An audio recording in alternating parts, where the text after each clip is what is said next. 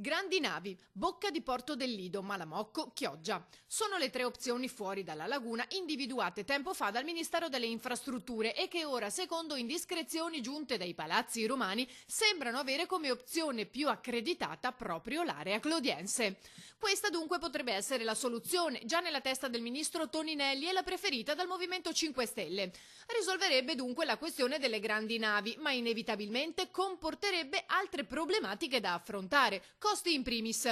Secondo una stima iniziale, infatti, si parla di cifre consistenti che si aggirano intorno al miliardo di euro. Questa scelta porterebbe inoltre ad un forte impatto sul territorio chioggiotto, che dovrebbe subire uno stravolgimento non da poco. E ancora la questione dei trasporti. Una volta attuata la decisione, infatti, andrebbe studiata una tratta di collegamento ad hoc con un'eventuale metropolitana di superficie e questo impatterebbe ulteriormente sui costi già elevati.